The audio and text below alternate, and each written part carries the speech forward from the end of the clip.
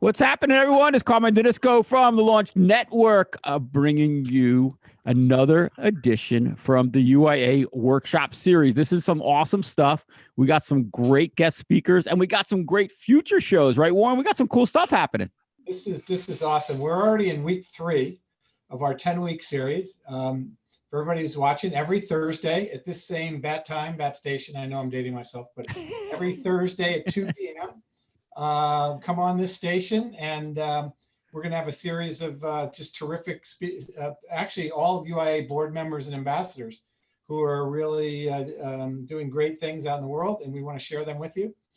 This week we have a great show. Obviously, we'll go into that in a minute, but next week, the same time on Thursday, we are going to honor the National Hardware Show, which would have been running on May 5th, 6th, and 7th. It's been moved back to September 1st, 2nd, and 3rd. But we're going to actually do a pitch panel, the same type of pitch panels that we do at the show. So we're taking submissions now. We've already got about a dozen that have come in. We'll probably choose the top 6 or 8. So if you have a submission, you want to come on and pitch it, and you have patent protection and so forth, go to Kathy Kierick. It's Kathy at UIAUSA.org, Kathy at UIAUSA.org, or email Carmine or me, and we'll get you in touch with her, and we'll get you on, and we'll do a pitch panel. Next week's panelists are Michael Miller and Tom Gray from Make 48 and Scott Hine from QVC. Wow. It's going to be an awesome pretty good. Next week. That's pretty good one. I might even stay on and watch that. Not as good as this week's panel. The second best panel. Hey, Warren, let's real quick. We want everybody to subscribe to the YouTube channel, obviously, and go on out to the UIAUSA.org website. Got a lot of cool stuff. And subscribe to the UIA. I mean, it's a great organization, right? Absolutely. We're 100% free. We are a 501c3 nonprofit. There's no fronts going on here. We don't front for private companies. We're all a collection of folks that give of our time charitably to the organization, and we're an educational 501c3. Cool. If anybody ever wants to learn more about that, just go on our website, UIAUSA.org, and you can learn more. But hey, listen, Carmine, I know people came in not to listen to us, but to listen to today's guests. So we have 2 fantastic guests today, both UIA board members, Dara Trujillo and Kedma Ough, who are really experts in financing in the world of raising capital and funding. They both have great stories. Kedma has a new book out called Target Funding. Dara has worked for years at Disney, and we'll let them go into their own backgrounds. But why don't we start, Dara, with you to tell folks who you are and how you got here and the basis of today's show. Sure. Well, first of all, I'm here because Warren and Carmine told me I needed to be here. So let's just be perfectly clear. And when they call, get me answer the phone. That's how that goes. Wow. But 28 years of retail experience, worked for large brick and mortar retail department store, 15 years with the Walt Disney Company. If you've ever walked inside of a Bippity Boppity boutique, bought a Duffy the Disney Bear, had a lollipop or had a caramel apple from Goofy's Candy Company, or stepped inside of Hasbro toy store, I'm the one who worked on all those concepts for the company, which was great and fun. But my life has always been about being on the other side of the boardroom and pitching ideas and concepts and trying to get somebody else's money to bring them to fruition. So then I moved on to HSN, was at HSN for 5 years working with live television. And now I am with an amazing angel investor and an investment firm, SLC Group Holdings, to where I'm on the other side of the table now. And I love it. I love being able to look at products and be able to tell entrepreneurs with Sandy's support, hey, these are the things that you need, and this is what we're looking for. And here's how we can make you go from being a zero to a hero. That's fantastic. And thank you for all your time and effort and charitable contributions to the UIA as well. Absolutely. I love being voluntold.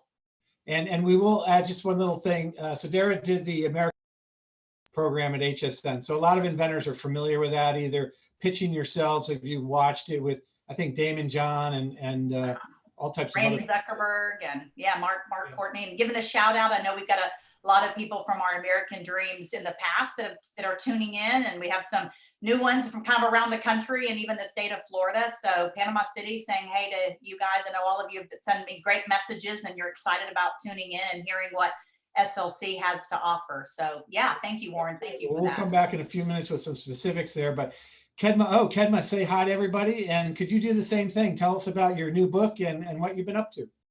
Yeah, and along with Dara, when Warren calls me and says, I need to do this, there is really no, you just do it. So the UIA is part of the good mafia. And so I want to thank Warren for heading it up because I really respect him. I have been in economic development for 20 years. I'm a 5th generation entrepreneur. My great-great-grandfather actually used to trinkle and do sales in Ireland. And so it's in my blood.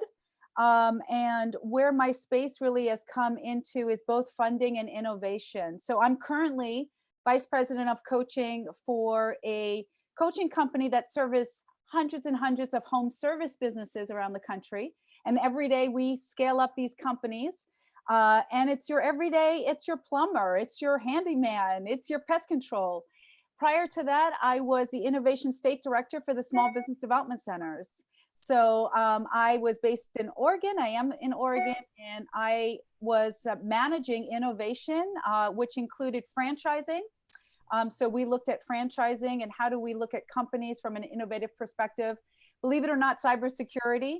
And then I also was responsible for overseeing the SBIR STTR program, which a lot of inventors are familiar with, but it's the largest seed program for innovation that the government provides.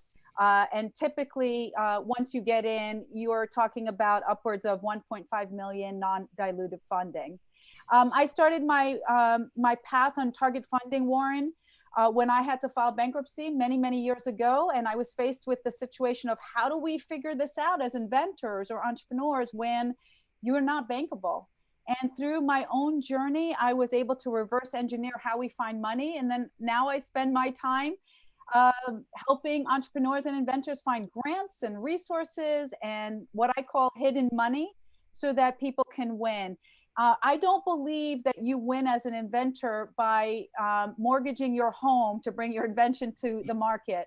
I believe you win by really scaling up viable ideas in a way that allows you to bring it to market and not, fail prior to that. And that's what we've seen a lot of times is people get through so many stages and then they actually don't have enough money to get it to market.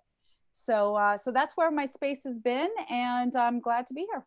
Well, thank you. And let's continue on with you for a few minutes, Kevin. Tell us a little bit about your book, Target Funding. I know it's a great book. I know you launched it recently, and just tell us a little bit about that experience. Yeah. So simply, people call it like the encyclopedia, because what I do is I give every single nugget of how I found money. And we curated 300 different funding programs in there. And usually after people go through it, they call me up anyway. They're like, wow, we definitely need your help. But essentially what it does is it targets specific funds that's based on your particular situation. So Warren, you're based in Connecticut, correct? Yes. Yeah. So if you were an inventor and you were based in Connecticut, we'd be asking variables. We'd be asking, what stage are you in business? Are you in the R&D stage, or are you already full-fledged? What industry are you in? What are you looking for the money for? And so based on these basic criteria, we can actually target different funds. And so it's a lot of fun, but it's very specific. Do you mind if I just take a moment? I'm going to actually share something with the audience so you can see what it looks like. Sure. If I develop a program. So I don't know if you can see this in front of you. Yeah, we can. But this is just an example of when I took, this is actually for COVID-19 only. This isn't even for anything else.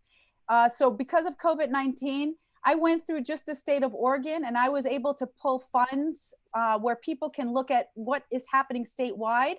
I then looked at counties so people could know, oh, wait a minute, if you're in Marion County, there's a grant right now for $5,000 if you have 5 employees or less. But then I trickled it down more citywide. So if you're in Beaverton, grab that $2,500. It's available for rent and mortgage. So you can see really quickly how specific we can go. We can go right into work share, or if you're into the restaurant business. So this is just a snapshot. This is an example of artists, creative workers, where they can tap into funding. Very, very quick showcase of what we can do to target funds specifically for your needs. That's fantastic. So let's shift back to Dara, because Dara, I know Kedma's got a lot of public funds and a lot of other funds that she's tapped into. I know you guys do a lot of private funding. How do people get in touch with you? How do you find them? How do you get together with folks? Yeah, great question. And Kedma, fantastic that you're able to do that and help and service the small business community, because that's also what we do. You know, Sandy Cleary, who is our angel investor, she was a ballistic missile inspector and designer and engineer. And then from there and having kind of certain life situations where we could say, like right now, there's different life situations that have been thrown at you and you kind of figure out, now what is my next move and how am I going to adapt in this scenario? She created a company out of nothing and then grew it to millions and millions of dollars and turned around and sold it off. She got one of those offers you couldn't refuse. And then she said, what am I going to do now? And so after going through building a business, she thought, I've got such expertise. I've got contacts. I actually have funds. My goal is to help entrepreneurs grow their business. And if I can prevent a few of them from making mistakes that I made, if I can help them achieve their goals faster than I did because I climbed up that ladder for 20 plus years, that's what I want to do. So it's a good question to ask because I get it a lot. How do you find an angel investor? And I know this is going to sound funny, but yeah, you can go online and Google nowadays an angel investor, but there's so many other ways you can go to the yellow pages. Yeah, well, yeah, go to those yellow pages. Yeah, go right ahead. But Googling is certainly it. But for us, slcgroupholdings.com is a great place for you to go to because I'm here telling you we have one. You know, we have a one with an amazing heart and a passion and a desire to help entrepreneurs. So yes, by reaching out and trying to find them, if you go to certain investment companies, you know, whether it's like Fidelity or a Charles Schwab, they actually have people who give them money sometimes and they say, hey, I want you to play with it, or I just want you to help find really great small investments or up and coming. And I want you to kind of just give that money over and kind of help out. There's a number of different resources and ways. SCORE, SBA, the Small Business Administration can help you as well. But for us, we are literally a direct connect with SLC Group Holdings to be able to come in and actually talk to people, including myself, who are looking at entrepreneurs daily. How we find them, you know, you're wanting to know how I find them, they find us. But how we find them, yeah, places like the Hardware Show, which unfortunately has been canceled, but postponed till later, and going around the country at conventions. We work with SCORE. Warren, as you know, we work with SCORE, which is a division of the SBA. They have over 300 chapters. I call it the best kept secret in America. But we tap into them and they have hundreds. Their outreach is amazing. They have hundreds of entrepreneurs. And then of course, right here through the UIA, thousands of entrepreneurs. I'm on the board. So reach out to me. I want to absolutely make sure I can extend that to anybody that's listening that's part of the UIA. I represent an incredible angel investor who is here for the people, truly. And that's a way that you can get in contact. So you get so many leads, then is there a certain profile you're looking for? Are you a certain product mix? I mean, is there parameters or boundaries, or just yes, send it all in and you'll— There is. And Warren, stop sending me your ideas. I got it. You've got a lot. I understand. I love you, but sometimes, you know, P.S. the microwave is already invented. The pooper scooper. I'm not sure that you know that. But yeah, I mean, profile, probably not. You know, it's not like you have to be this old or live in this part or created this before or not. There really isn't. You know, there's kind of two really big nuggets that we look at, and they're kind of a little bit equal. One, of course, is the product. So you have to have something that people want to buy. You have to have something that we can touch and feel, or as Sandy likes to say, taste, you know, even if you can taste it. You have to have something that somebody else thinks is a great idea besides just your mom and your dad. We've all seen American Idol before. You know, I'm singing because my sister says I'm the best singer in the world, but you have to have something that people really want to buy and that's viable. It has to be able to be retail ready or available for a retailer, even if it's online or brick and mortar. And then the second half of that is the person. You have to have passion. This has to be not something that I do 1 hour a day and I put it in the corner and I hope somebody comes and looks at it and I'm not really willing to pivot. That's my biggest pet peeve. Or the person who's not really willing to pivot a little bit to make a few moderations or changes in order to make their product more viable to the community.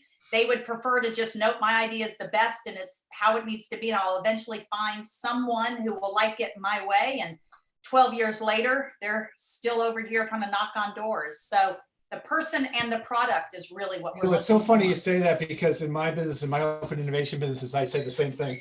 I always say it's the person and the product. And it's both. Yeah. Yes. But Kedma, shifting back to you, Wait, can I just comment on that? I Oh, have yeah, a rule, only 3 drama clients per year. So if the positions are that's how I handle it. If the positions are taken, I say, I'm sorry, we already have 3 spots, but when one comes, I I love that. Thespians. But when one exits stage right, we'll That's call right. it. Correct. Now, Kedma, you have a ridiculous amount of experience and background with Inventors, working at the Portland Yes. micro entity or whatever they Yep. used to do, and MIPO. speak there. And so Inventors really well, in addition to entrepreneurs. So a large part of our audience today will be inventors. Yes. What specific advice can you give to them as opposed to maybe just your everyday entrepreneur? First of all, I want to say that a lot of times inventors may not actually think they have a great idea. I come up across that a lot with women, right? Their confidence level is so low that even pushing them to share their idea is almost uncomfortable. So what I always do is create a space to say, we are in the brainstorming area. And so the brainstorming area allows any crazy idea to come into play, because that's sometimes where it happens. And so when we do that and they give me their best idea, I usually throw it out. And I go, yeah, that you thought that was your best idea. It really isn't. So let's start all over again. Best shot. Yeah. Give it your best shot. The other thing is, I always ask them up front. I always give this analogy that this is their baby. And I said, now, how important is your baby? Like, if I threw your baby out the window, would you be upset, or do you want me to coddle your baby? And can you give me a score? If they give me a score of 9 or 10, we've got an attachment to the baby. And so I have to first deal with that before I can give them counsel, because otherwise they're not going to be able to hear. And to Dara's point, they're going to go from person to person to person to get what their needs are. And so I give them that space. The other thing I talk about is sometimes the idea that they have put forth is not for the right industry, but it doesn't mean it's not a great idea. Let me give a quick example. A few years ago, I had a woman show up who said she had a apparatus you put around your head and it attaches. And the idea was to prevent her from nodding. Her idea was when she got on an airplane, she would literally tell the person next. So I would say, hey, Dara, excuse me, I'm going to put this little thing around your chair so that when I nod, it prevents my head from going forward. And she really thought the airlines would pick it up. Now, instead of shutting her down, I said, maybe it's a right product, wrong industry. And we looked at different industries. She got a licensing deal. But let me tell you how it happened. We actually interviewed some healthcare and some nurses. And one of the nurses looked at it and said, oh my goodness, we need this. The nurse who had said that was actually working in a facility with paraplegics, and said that a lot of times they have situations where they're trying to feed the patient, but they have no way to secure the head. So they would have the nurse holding one part of the head and feeding the patient. That got licensed and now was being used to help not only the nurses and the paraplegics, but gave that person dignity back.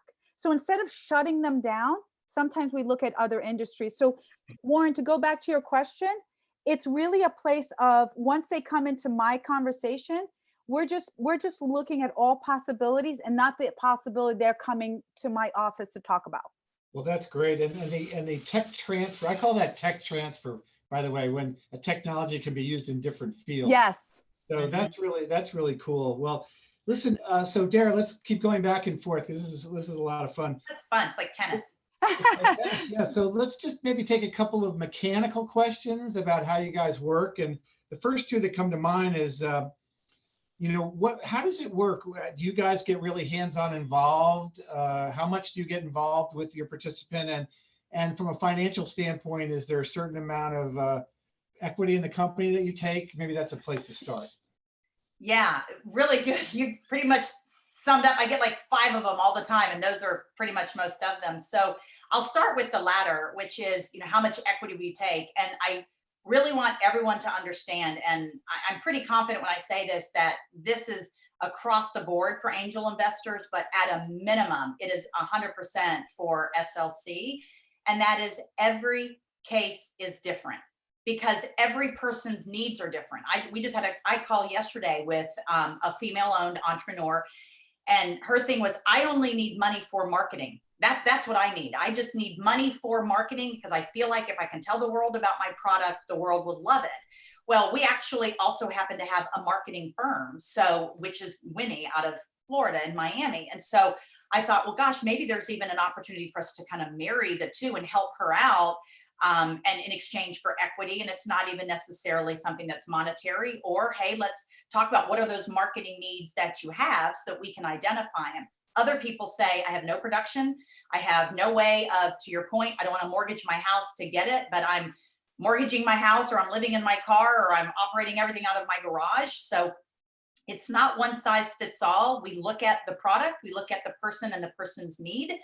And there's a lot of things. Sometimes they come in and they say, I need $250,000. And when you start breaking it down and you start looking at their true business plans, you realize you really don't. You really only need 75,000. And here's how the best use of that funds can be. You also have to remember that when you're working with an angel investor, you're working with someone that has an awful lot of contacts in the business world. Mm-hmm. I like to call them friends, or as my boss doesn't like me to call them, my partners.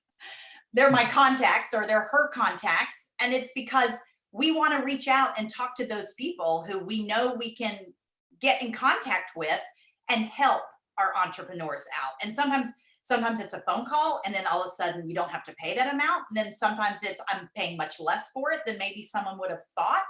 So the bottom line is, it's not one size fits all. When you're talking about what are the things that we end up helping with, yeah, in any type of an equity deal, you are giving up, let's use the reference of your baby from my wonderful friend Kedma, you are giving up a portion of your baby. It's like adoption. You got a couple parents, got a mom and a stepmom or something maybe, but you are giving up a portion of your company. Now, I actually work from an angel investor who I love what her motto is, which is, I don't want to own your company. You created it. This is your baby. You developed it. You need to own it. You need to run it. And that whole 51% that we see on Shark Tank, and they want to own it and they want to control it. That's not where we are. We don't want to own it. We want you to own your company, but you are going to give up a percent, but you should expect to get for that percent some hands-on experience. You're paying for experience. You're paying for knowledge. You're paying for somebody to come in and say, I need to help you pivot. I see your vision. You sometimes have a vision that's equal to mine, but sometimes it's not. But if you want to grow and you want to make money, and you maybe want to have an exit strategy and get out and get paid tenfold what your company is worth today, which pretty much is any entrepreneur kind of wants to do that, then these are the things that you need to do. And so our angel investor refers to herself as the big sister. And that's kind of what she is. I mean, she's the big sister that's there, who said, I've been there. I've done that. We have expertise, and it's not just her, it's her entire team of people, including myself as the chief merchant. All of us are working for that entrepreneur, for that investment, to help bring them to a place that they cannot get on their own. So it kind of leads me to a follow-up, which is, one's perception from the outside is that people come to an angel investor because they don't have any funds or resources. But that's not probably always true, right? I mean, you probably get some people that just choose for the other things you described. Is that a fair statement? That's absolutely fair. You have both ends of the spectrum. You have the ones who say, I'm living paycheck to paycheck or dollar to dollar.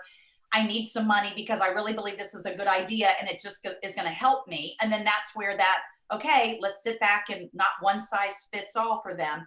But we have a couple of companies that we're working with. I'm working with one right now who has ample sales. They're out there, they're performing, they're doing really well. And he just came to me and said, look, I don't necessarily need money, but I would love for your company, because of the contacts that we have in the retail industry, I'd love for you all to represent me and open up more doors that I can't do. So in that regard, there's not even really an investment that goes on. We sort of take on that role of a broker. So an angel investor should have many tentacles, many different things that they can offer. They can offer lines of credit. They can offer introductions into retail, therefore becoming that broker. They can help you license. They can help, they can work on a royalty deal for you. There's help white label your product. There's a lot that go into it, not just necessarily I need to give you money and get part of your company. There's a lot of other avenues that they offer up, and brokering is one of them, where you don't have to give up anything other than maybe a percent for the retailers that we bring into play that you don't even have access to. Well, So that's cool. That's a lot cool. of options. Yeah. Well, Kedma, let's slide back over to you, because this is awesome stuff, guys. Awesome. So Kedma, look, I know you have a serious background in finance. You have an MBA. All this, in addition to your own personal experience that you described before, helped you in writing the book. But tell me about your finance side. Well, I want to speak on this, and maybe we can build on it, on how I look at financing and how I look at decision making, because to Dara's point, and she's just doing such an amazing job, those connections and those abilities to work with investors is huge.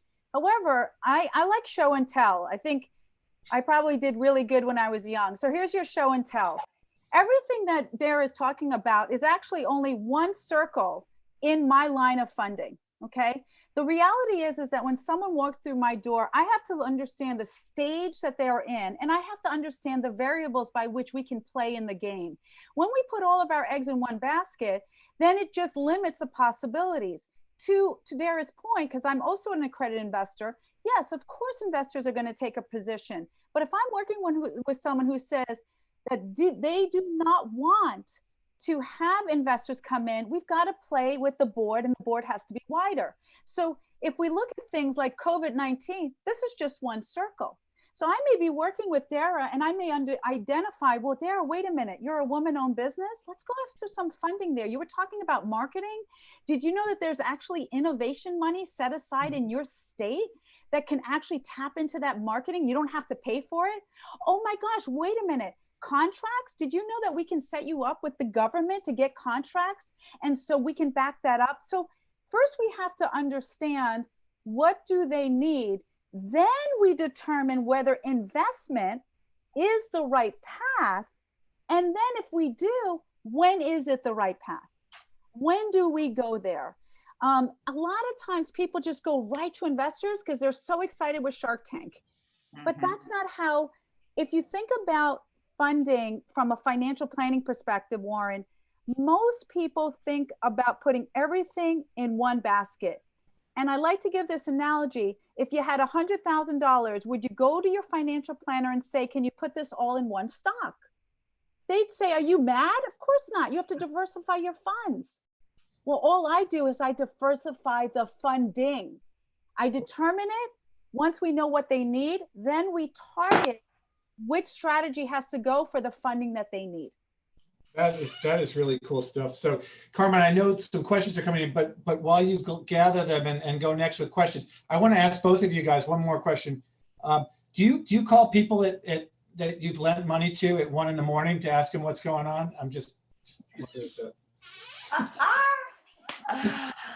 I remember once my brother lent me money, and I get these calls at 1 and 2 in the morning, Warren, I will comment to that. If anybody who knows me, because I've worked with over 10,000 entrepreneurs, I am not a proponent of bringing friends or family into a business. Neither am I. Right? I really am not. And so I tell people that I had my sister a few years ago say she wanted to get into business with me. You know what I did? I wrote her a check every month for a year, thanking her for not being in my business. So that is how I tell people to handle it, because once you bring in that family member, everything changes. So that's the perfect thing. When someone borrows, like a family member borrows like $5,000 and they never pay it back, it's great. It's great, exactly. Yeah, that's how it should be. Yeah, exactly. No question. And just kidding. But sometimes if you don't do things the right way or work with the right people, it can put you under a lot of pressure. So you need to understand that up front. Carmen, Yeah, I'm sure there's awesome. a bunch of questions coming in there really better than the ones I'm asking. There actually is. I have one for Kedma though. Kedma, do you want to go into business with me? No way. I'll give you my address. Let me know. Just send me a check. Yeah. Hey, Kedma, since you were on, real quick, one question we got in from, can inventors get funding just for their idea or for their Yes. invention to move it forward? Yes, absolutely. So, you know, one of my favorite is actually the patent pro bono program, right? Everybody knows about it, but people don't usually utilize it. And then also within their local state, a lot of times they want to tap into the major colleges. Like in Oregon, we have the Small Business Legal Clinic out of Lewis and Clark College that actually, if they qualify, their attorneys will set up their entire patent process, you know, set up the utility, prosecuting the patent, really for no cost except for $25 fee to enter into the program. I would also suggest they look at universities. We work a lot with universities to beta test certain parts of a product. Obviously, it may not be, you know, something that a university department can handle all of it, but a lot of times we'll work with university professors as well as students to see if we can really test this out. The answer is yes, yes, yes. And the saddest thing for me is when an inventor shows up in my office, and this is what I do. I ask them everything they've done. I ask them everything that they've paid, and then I give them a list of everything I could have saved them before they met me. And that crushes them. But I do that to show them all the opportunities that they had missed out on. So That's really mean. That's very it's not mean. mean. Yes, it is. It's just it's a place of awareness. Yeah. So yeah. So Dara, I know you work with inventors also, and we did a show recently with one of your creators. And to maybe can you tap into one or two inventor stories maybe that you worked with? Yeah, you're referring to CBD, Clearly Balanced Days. Yes. Absolutely love them, Tina and Carrie. So they were able to come on to your show and talk about kind of some of these prohibitors from people trying to really understand that CBD hemp world. And, you know, it's exciting. And there's always, when there's a new trend, everybody's always rushed to market. And it's more about, I'll ask for forgiveness than I will permission. And so in this world and in this space though, and Maureen, you did a great job trying to articulate and moderate that particular segment. But in this world, you actually do need to have your clinicals, and you actually do need to have your testing, and you need to be certified. And this company is GMP certified. They passed with a 96%, which was incredible and almost unheard of in the world of sanitation and CBD companies. And you need to ask those questions. So what was really good is that you were able to, Warren, highlight, you know, kind of a trend that's going on right now and why it's important if you are in the retail world, or if you're even going to be in the development world, why you need to have certain things in line so that when the forgiveness happens and people are exiting stage right because they weren't necessarily doing it right or doing it the way that the FDA is, those that are strong and tried and true are left standing. And that's exactly what Tina and Carrie have done with CBD. But there's a number of other amazing companies that we have that we work with. We have a Gina's Gourmet, and it is a gourmet fruit spread. And, you know, when you're really looking about it being gourmet, it's kosher, it's non-GMO, it's low sugar. All of those things are benefits right now. And again, following a trend that's going on, but doing it the right way. And so she's selling into grocery stores. Matter of fact, we just got another order from QVC. She was already on, did an incredible job. They're wanting her on again, Memorial Day, July 4th. They love it because I think the consumers are absolutely loving healthier options for them, maybe than, you know, what they're normally used to seeing on the grocery stores. And people are buying food hand over fist on television right now because they don't even want to go into the grocery stores. No, that's true. That's an incredible company. We have, keeping in the food world, we have a company called Simple Vegan, which is unbelievably delicious desserts and pancakes that made vegan style. She has a proprietary egg substitute. So a little bit of like, I know what Kedma's talking about when she looks at like, what are your key factors that make you completely different? What are those points of differentiation? I talk about that an awful lot. What are your features versus your benefits? And benefits are things you can't always see. Well, a benefit like a proprietary egg substitute is going to give you the flavoring and the taste that you're used to having.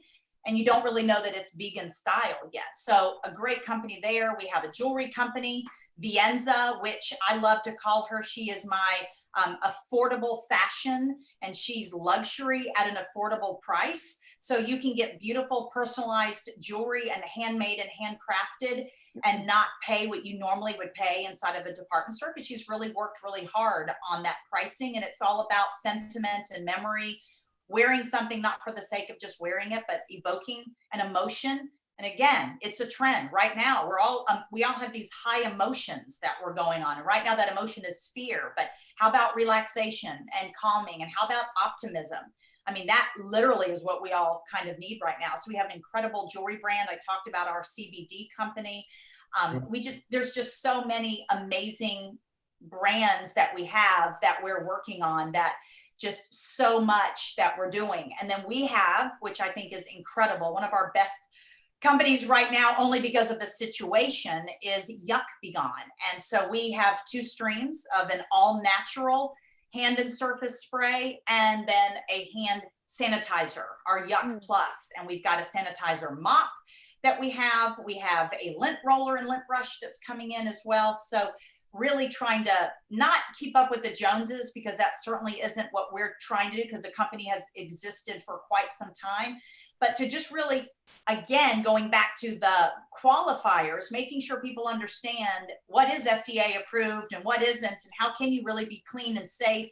And by taking all these extra measures that our company does, educating entrepreneurs on things that they wouldn't normally know, between the claims, the testing, the third party, making sure compliant companies that you're working with, making sure retailers and distributors are EDI compatible, all of these things that go into making someone be successful.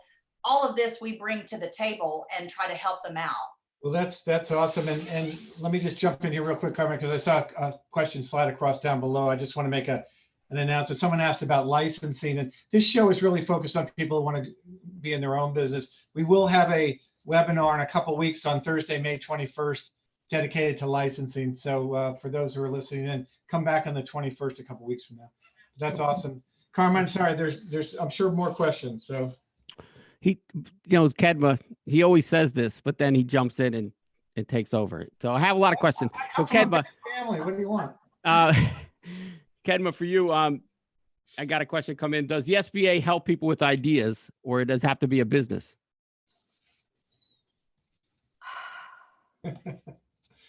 So the Small Business Administration, right, is the overarching part of how businesses run from the government's perspective. And there are really 3 areas. You have SCORE, which Dara talked about, Service Corporation for Retired Executives. Those are retired executives that are giving back, but they're volunteer based.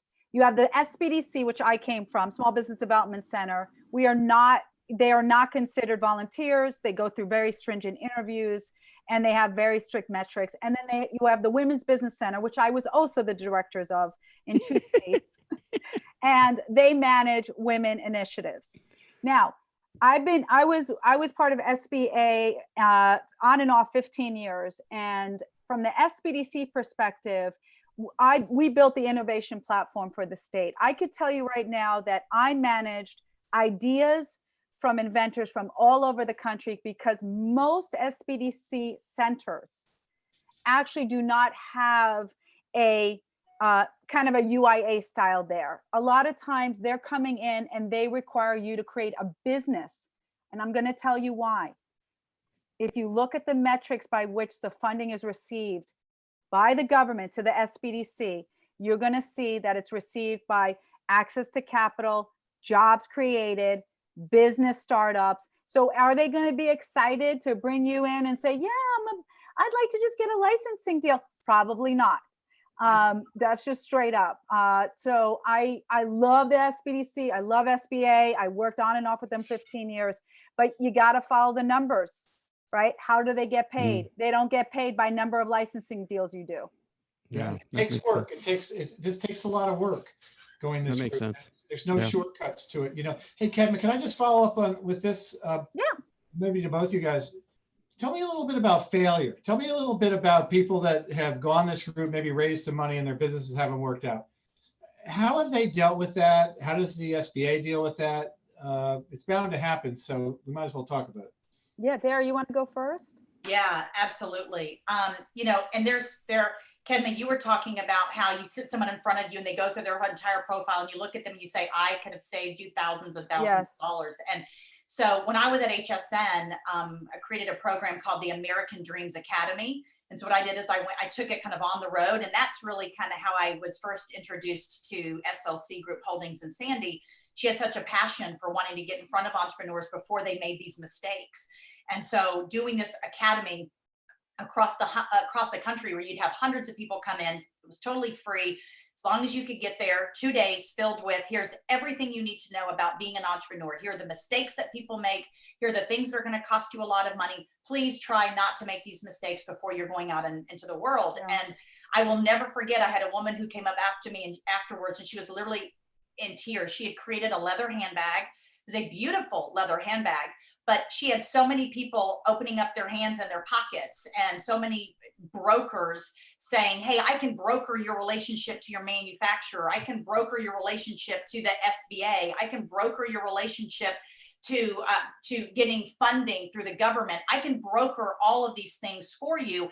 And before she knew it, she had spent $85,000 in having people.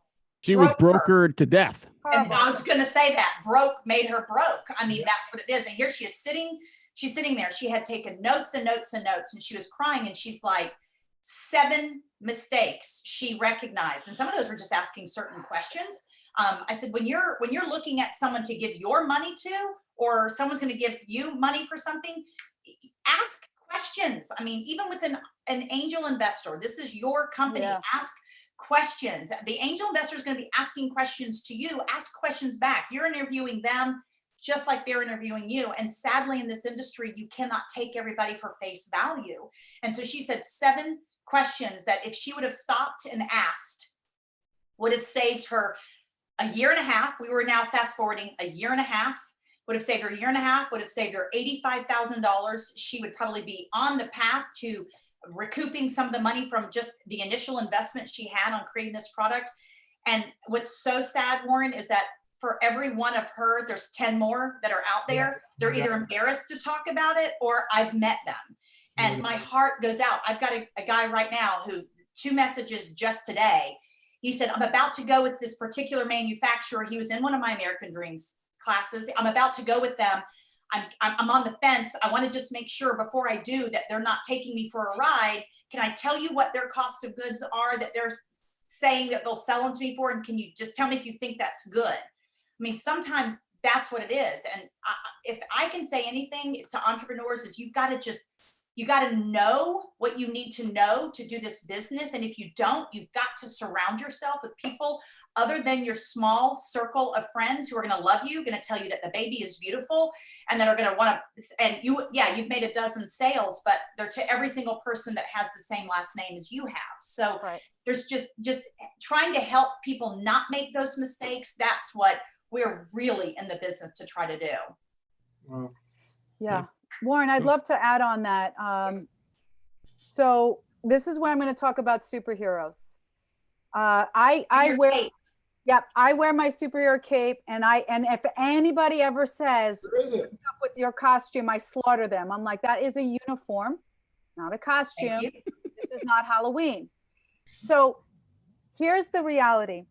When you're going through and you feeling alone, your superheroes are the people that can guide you and don't really want anything in return.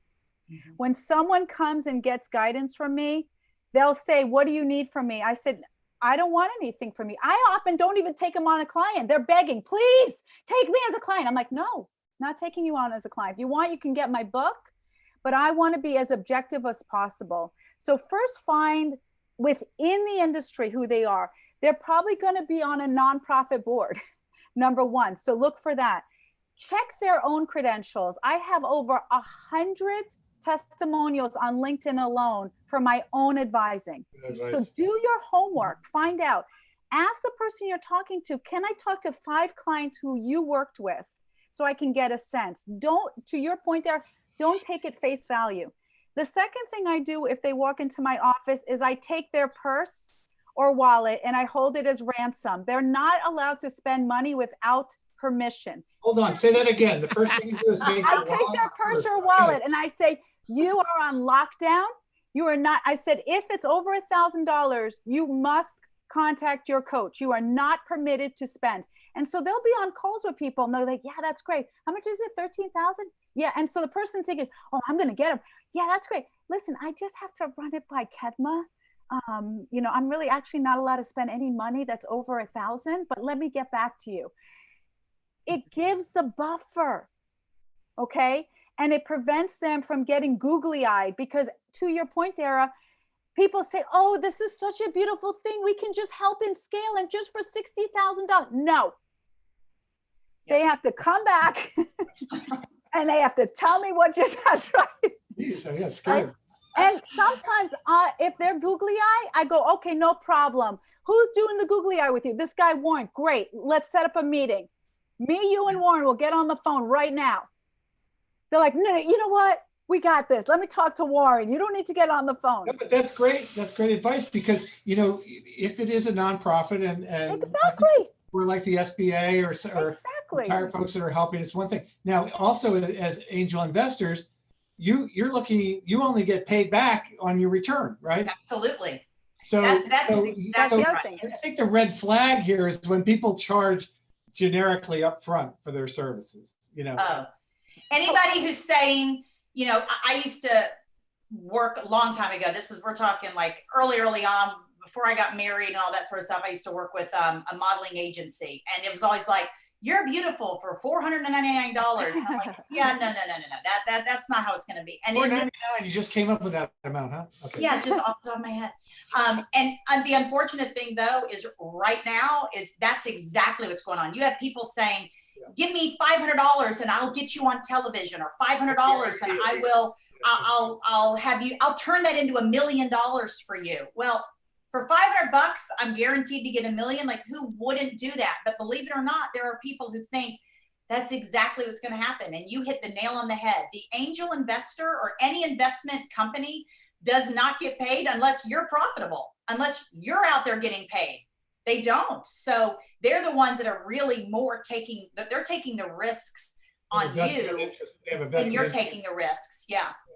Vested interest in the outcome. Absolutely. That's a really good point, Kedma. Thanks for going down that route. So Yeah, Oh, very and cool. I wanted to say, I don't believe that there are any failures. I believe that the process of innovation is education. And so if they can learn from the lessons and then not make the mistake again, I don't believe it's a failure. I agree. well, you know, it's funny. I'm just finishing writing my book, and I put a chapter in. I have 18 chapters, and one chapter is on failure, and it's how to deal with it personally, psychologically, and internally, and emotionally. Kedma, you started off the show talking about, you know, experiences that you've had and it led you to where you are. I've had failures, you know, I've had colossal failures. I know Carmine's had a ton of them. Probably, Dara, you haven't had any of them. But anyway, but you know, how you like you said, Kedma, how you adapt to that, how you learn from it, the lessons you take out of it. I couldn't do what I do today if I hadn't failed, you know, I think. And also I would add to that, because my nickname is Turtle, believe it or not, but I'm gonna tell you why. Too. Warren Turtle. Turtle. Turtle.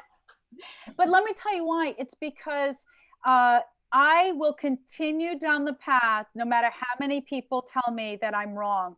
It took me 18 years, Warren, to bring my book to fruition. 18 years. Can you imagine how many people said it wasn't going to happen? It's not strong enough. You don't have what it takes. Had I listened to them 17 years ago, I would not have a book. But I take it with a grain of salt. I pivot what I need to do, and I keep moving forward. So if you're ahead of the game and you brought your invention, but prior to 18 years, more power to you. Well, you know, there's a certain amount of wisdom in that. Wisdom is sticking to the things you know are gonna, in the long run, be work, and then giving up on the ones that can bring you down. You know, Yeah. so I call that wisdom. I love that. Dara, what were you going to say? Yeah, I was going to say, you know, it's funny. Yes, I've had failures. I've actually had a lot of no's. I'm coming from the Walt Disney Company. You have this philosophy of what would Walt do or what wouldn't he do. So every single thing went through a filter. What would Walt do? Oh God. He's not around to ask. I don't know what he would do. But there's a brand, and there's a brand essence, and does it fit within the brand essence? That's technically what everybody was looking at. So as I talked at the very beginning, I know what it's like to be on the other side, to be in the boardroom in front of the president, whether it was Bob Iger, whether it was Al Weiss, be in front and talk about a product that I wanted to bring to the marketplace. That product could have been an experience or a physical, tangible product, and being told no. And so what I learned out of that is I have this phrase that I always use, which is called know, K-N-O-W, know the no. And yes, there is a book that's in the works, and I feel like Kedma, because I've been doing it ever since I worked at Disney. Oh my gosh. Now I'm gonna make sure it's not 18 years. No. I have a couple of them that I've got pieces and parts and working on, but it's know the no, because the no isn't always necessarily no. You got to ask the questions. And can I tell you the amount of entrepreneurs where I've had a conversation with them, or they've sat in front of me, and especially when I was at HSN and I was on this side of the table to change somebody's life. And you look at something and go, well, I'm just not sure it's for us. And they go, oh, okay. And that's it.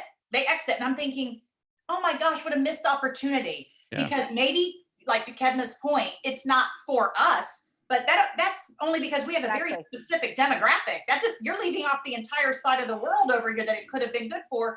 And you didn't use that time to talk to somebody. And people are afraid. They don't want to say, like, well, why don't you like it? And it's either because they don't want to hear, or they just think, I don't want to embarrass myself and ask a question, and then now I've really made them mad. That's you know not what it. it is? Because people don't, a lot of people come in the inventing world and they don't fully engage, and they almost take it like a hobby or a game or something. And I say, you really got to take this stuff seriously and not take shortcuts, you know? But I think that Dara's onto something. I have a rule, you know, if you have to crush the idea, do not crush their spirit. Right. I was on a call a few years ago with tech transfer scientists, you know, innovators, because they'll never call themselves inventors, because that's really just not appropriate. And so here I'm on these calls with these PhD people, and I'm listening. And at one point, one of these PhD people were talking about an event we were doing and said, well, we don't want to have those inventors show up. Like, what are we going to do about them? And I'm listening, and I'm like, yeah, those inventors, you know, the ones who make billions of dollars in retail stores where you can find them in like Home Depot and Bed Bath & Beyond. You mean those inventors? And create Teslas and rockets. Yeah, Facebook. So there's this level on the inside, because I'm on the inside, where sometimes if you're innovating something that's going to, you know, go on the moon, that your invention is better than a single mom who's developed a product in the kitchen because she wants to finish the item quicker to be with her kids.